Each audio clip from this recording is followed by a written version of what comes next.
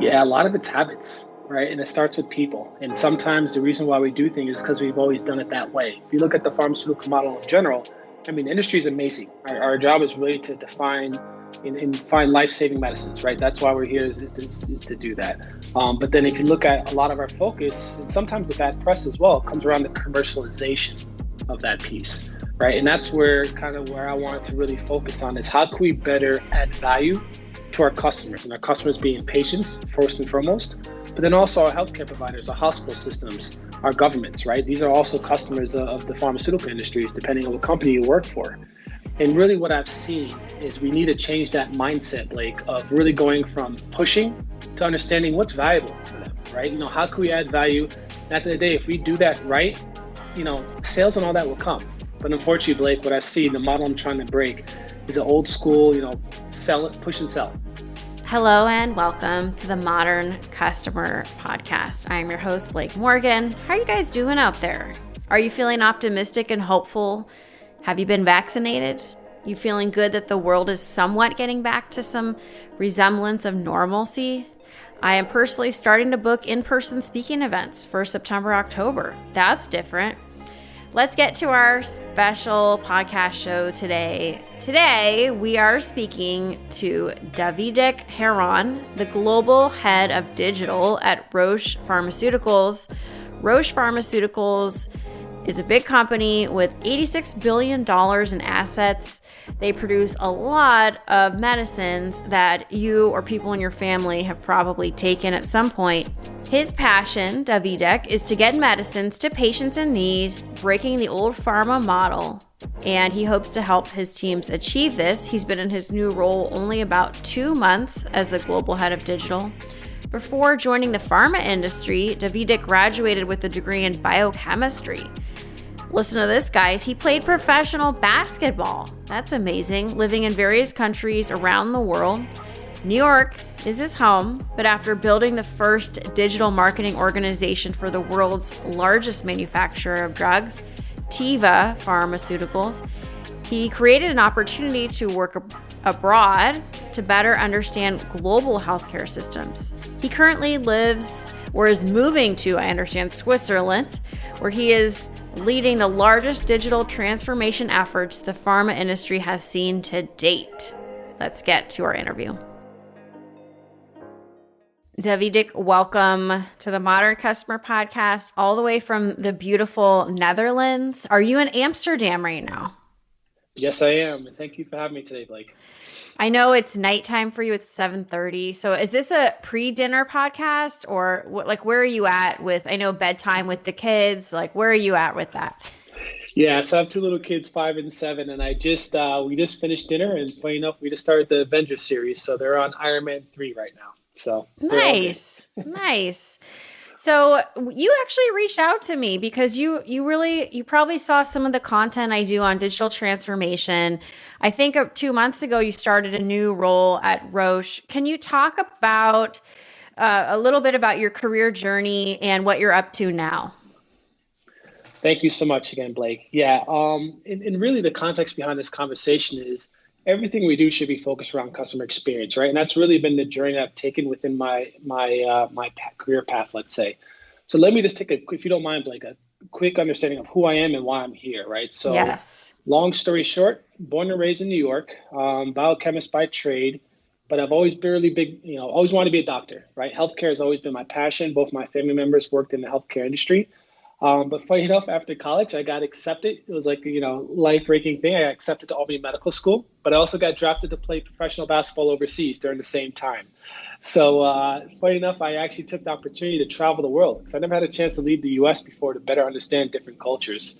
And I did that for a couple of years, and it was a really great experience, right? It made me more mature from that perspective, but also helped me better see that, living in the U.S., sometimes we don't really understand the rest of the world unless we go out there. Right. So when I came back, the best way to know if I want to be a doctor is work with them. So I started in a position in New York City, so go big or go home, and in a sales position in pharmaceuticals. And really what I learned there, outside of excelling in the position, but was really I met some of the world-renowned doctors, and they truly told me, 20d0a2f922a, if you want to make a change in healthcare, move up in the model and break it.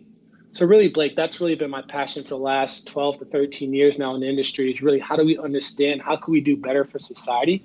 How can we get medicines to patients? So everything I do, even this conversation, ideally is going to help us collectively put a smile on someone's face, extend, days on earth, right? This is really passionate for me. So, yeah. This industry, it's a tough one.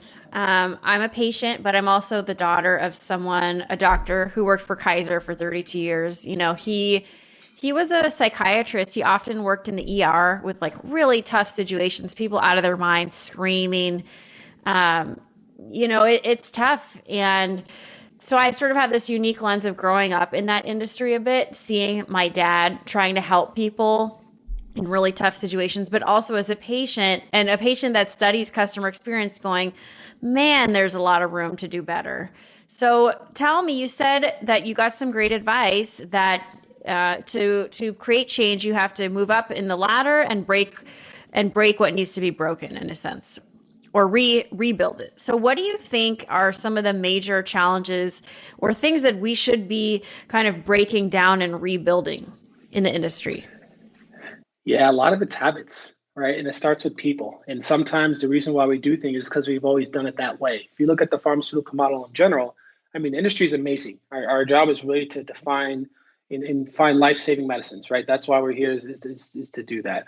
But then if you look at a lot of our focus, and sometimes the bad press as well, it comes around the commercialization of that piece, right? And that's where I wanted to really focus on is how can we better add value to our customers, and our customers being patients first and foremost, but then also our healthcare providers, our hospital systems, our governments, right? These are also customers of the pharmaceutical industries, depending on what company you work for.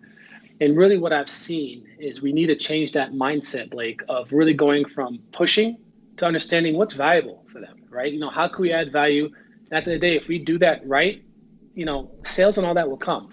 But unfortunately, Blake, what I see, the model I'm trying to break is an old school, sell it, push and sell, right? Let's see, we launch a new product. Let's see how much sales we can get out of it. Let's go get the next one. Versus how do we truly understand where some of the gaps that our customers are facing? How can we add solutions around that? And by the way, we all have an amazing medicine of let's say a cabinet of medicine that we can get in front of them as well. So that's where I see some of the changes coming from. Yeah, because if I'm on Roche's Wikipedia page, I'm looking at some of the medicines that you guys sell. It's like Valium, it's medicine for Lou Gehrig's disease, I believe, for breast cancer, for HIV, hepatitis B and C. It's crazy, the list. But you're also a business. So I think that's where it's a challenge because you're saving people's lives. You also need to run the business. Let's be honest. We saw with COVID really a tough time where, India, they really needed the vaccine, the recipe, and there was just disagreement over how do we give this to the parts of the world that can't really afford it. I actually have freelancers that I'm on my team that live in the Philippines, and they're like, yeah, we're not going to get the vaccine we don't even know how long. We have family in Australia. It's interesting. In the US, of course, we got it pretty early.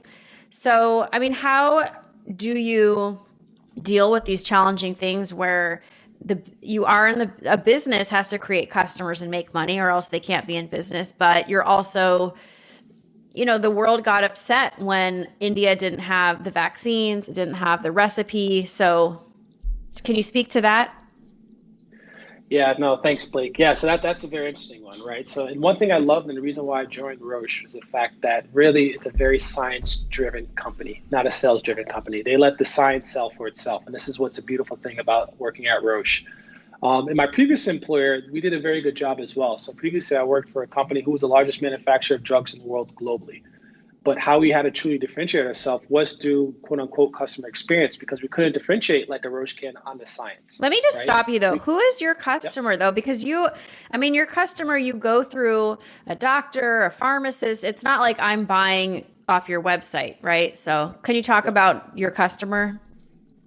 Yeah, that's very clear, right? So we like to say patients are our customers, and ultimately that is our customer, but the person we have touch point with is the healthcare providers, right? The nurses, the support staff around that. And really what we try to do is try to give them the resources they need to really drive that seamless experience with their customers.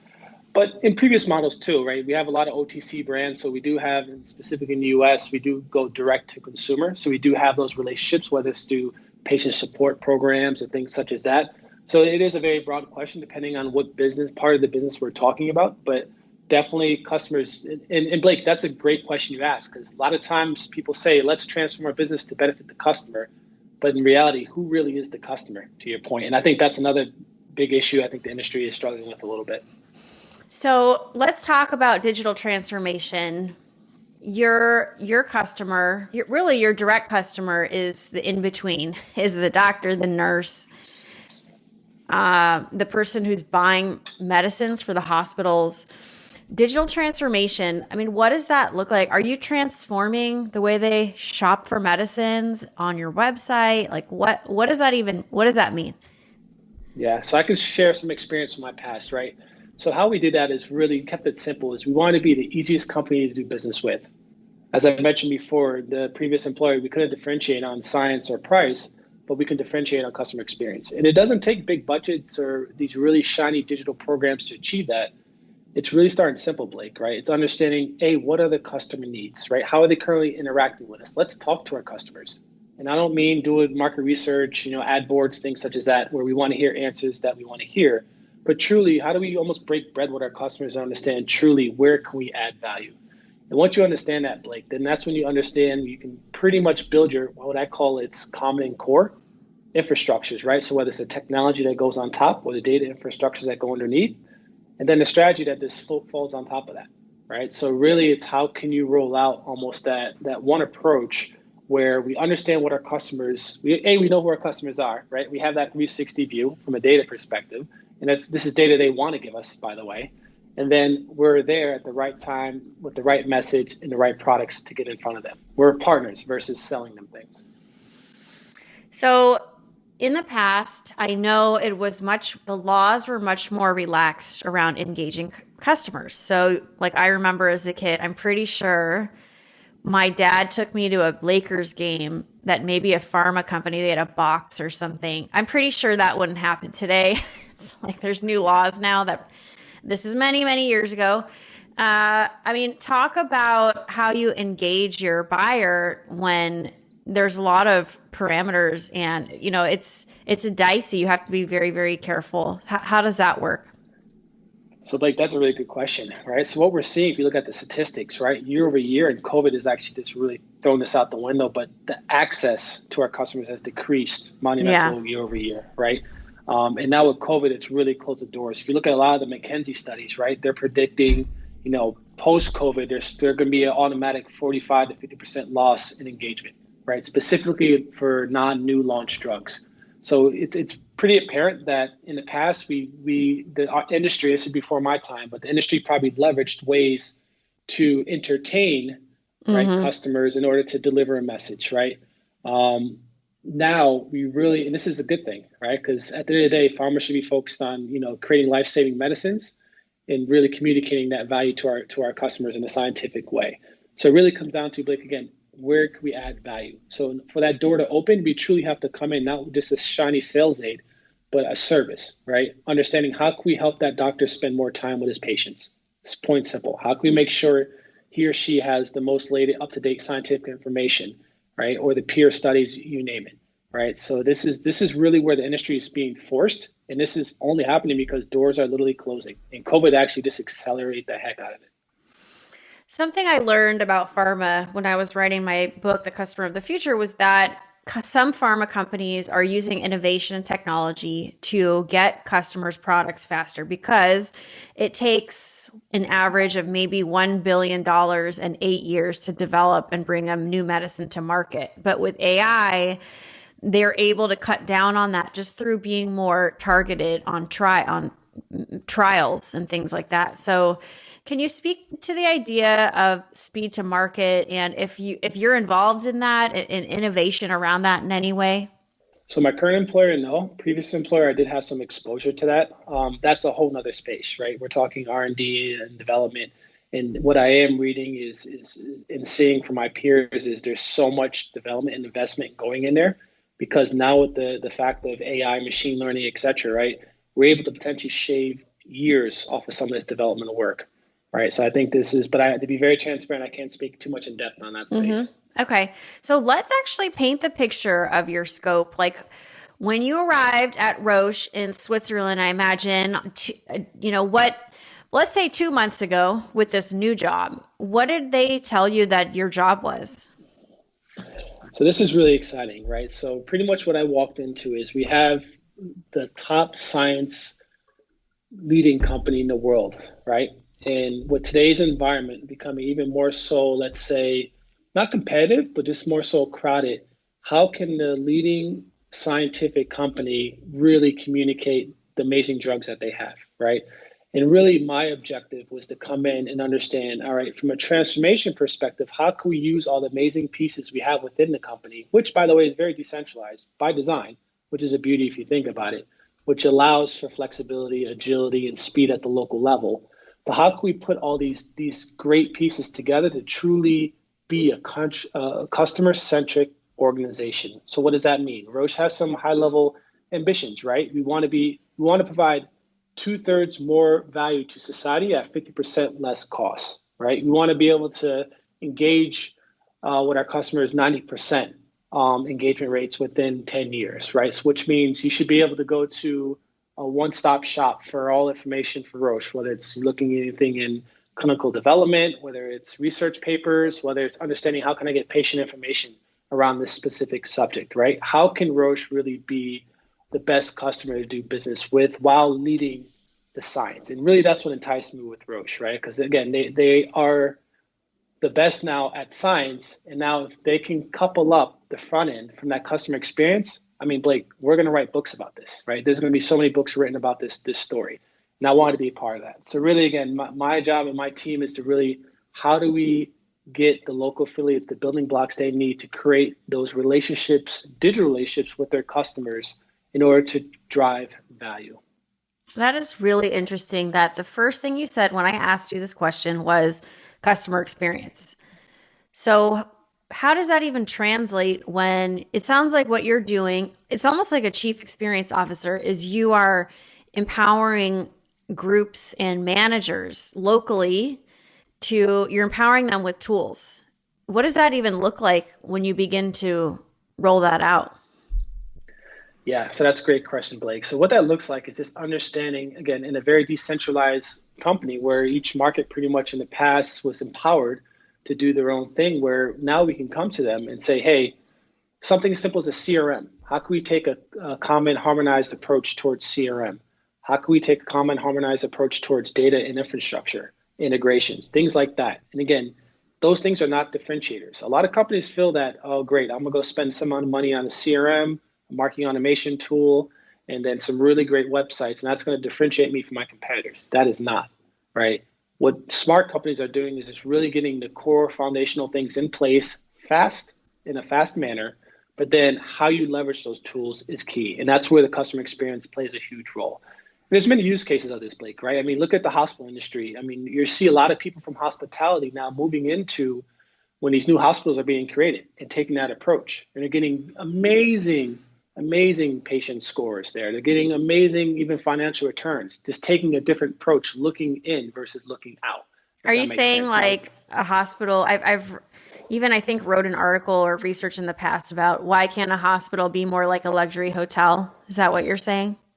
Exactly. It's almost taken like they call it the blue ocean strategy, right? Versus red ocean strategy versus how do you truly differentiate yourself? I remember I was reading this one story where this one guy came from the hospitality industry. You know, this one hospital chain asked him to start a new hospital somewhere. I forgot where it was. And the first thing he did on the first day, he walked up to all the doctors and say, listen, I want to be the Cirque du Soleil of hospitals. That just blew their mind. Like, what the heck does that even mean? Right. And what happened there was really, he did take that blue ocean strategy where if you look about it in a lot of industries, you know, it's how do you truly differentiate yourself? How do you make yourself different? And sometimes you have to take that really off the beaten path approach. And he did that by literally listening to the patients, first understanding who his customers were, right? He identified 3 different subsets of his primary customers. And he understood Simple things is expanding, the ER, right? The waiting rooms, having weddings in the hospital, right? No one ever say, why would we ever have a wedding in the hospital? But he used space to have weddings, which actually promoted people in the hospital to come down and check it out, which make them feel like they were at home, right? He put it's amazing, different stories. And again, the reason why I'm saying this is from a pharmaceutical perspective, we need to understand or try to figure out what is the best way we can add value without doing the traditional way of doing we have today, which is really push and sell.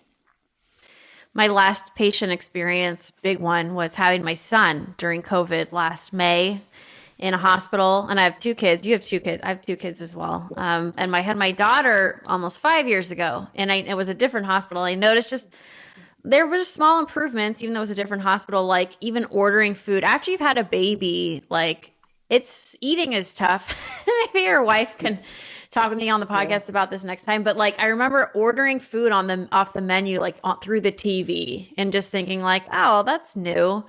And clearly they had put some effort into like an expanded menu offering that you could order through the remote, which is great because when you have a baby, like you're not getting out and going to the cafe. So, are you? I mean, it's such a big scope, digital transformation. It's huge. I mean, it's customer experience. It's so much more. How do you simplify and distill it down to some key things you're trying to achieve so it's not overwhelming? Yeah, so thanks for the question, Blake. I'll explain this in two parts. One is really, under promise, over deliver. What I see all too often is people try to build a Ferrari at first, right? And I know everyone's heard this, but in reality, we still do it. I don't know why. I'm not sure if it's the agency partners we work with that sell us this big dream, but start small, right? Get a skateboard, get moving in a direction we know we're headed towards, right? Be very clear on where we want to go. And then get quick wins, build, educate, inspire internal customers, external customers to understand this actually adds value. This makes our jobs easier. But more importantly, it really gets medicines to patients.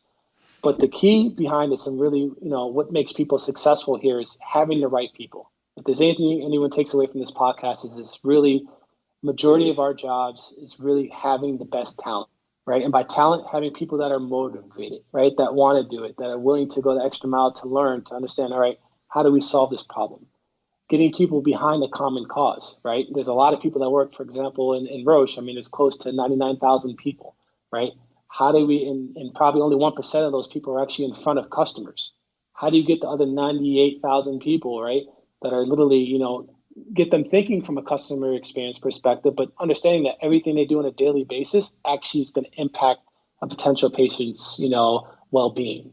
So, and how you do that again is through people, right? I mean, that's one of my hardest tasks is really identifying and maintaining talent, right? I mean, that's because the goal there is you want to really bring the best people in. And that's something I think our industry is can do a better job at, but we actually are getting better at really identifying that digital customer experience talent and then really trying to attract them to us. Because there's a lot of ways to make money in this world, Blake, but I truly believe that our industry has such a great offering to do for society that if we can continue to really, retain, find, and grow this digital talent and customer experience talent in our industry, we're going to do so much better for society because we're going to come up with things that we didn't even think of. David, would you be willing to share with my listeners the organizational structure of Roche? So as far as who you report into, which group, what's the title of the person? And then I know you're hiring a team. So what are those folks doing? What does that look like? Yeah. So my team is broken down to, and one thing I love about Roche is we're actually taking the approach of flat organizations, right? So we really don't do much with hierarchies, which you see a lot of organizations are going that way. But from my team's perspective, we're focused on really three aspects, right? Digital strategy and engagement. That's one chapter, I'll call it. The second one is channel excellence. So this chapter is really, we have the channel experts that really work with the local affiliates or the networks throughout Roche or Genentech to empower that. And then the last one is digital operations, right? So these are the teams that actually execute on things such as content labs, one customer journey creating, you name it, right? So I think that's really how my team's broken down. And in general, I report into what's called GPS. So this is an organization that sits under Bill Anderson and team that's led by Teresa, who really focuses on, at the end of the day, how do we launch products effectively, and how do we make sure when we launch these products that we're really setting them up for success and the data is being well received by society for the most part. So that's kind of, again, Roche is always, I've been here probably 7 weeks now, so I'm still learning the dynamics, to be very transparent here, Blake, but it's a great organization, what I'm seeing. And again, what we see today is going to even change for tomorrow, as organizations need to be flexible, right? We need to be agile, and we need to be able to flex as our customers are continuing to change as well. David, you told me in the mid podcast that you said your task is to reach more people and do it honestly in a cheaper way. So how are you going to measure how successful you are at doing that? Yeah, first and foremost is just understanding feedback from our customers, just even getting or how to measure that, right? So a lot of companies say they talk about it, and we're talking about your standard NPS scores, et cetera, but how are we actually capturing that? Are we capturing that? Are we understanding what's driving what? So one thing I will say Roche has amazing is an advanced analytics and business intelligence team, right? That's my peer. And this team has some of the brightest data scientists in the industry, even outside our industry, working on them. And they're doing some amazing things in regards to next best actions, understanding, different personas within customer segment groups, just really understanding what data do we need to capture to understand, what actions we're doing. And the reason why I say this, Blake, is a lot of times in order to truly be an effective company, right, we need to be able to measure. And I think this is really where we're trying to focus on now, is just understanding what are those common core things we need to measure on. And then what does that data look like that we capture?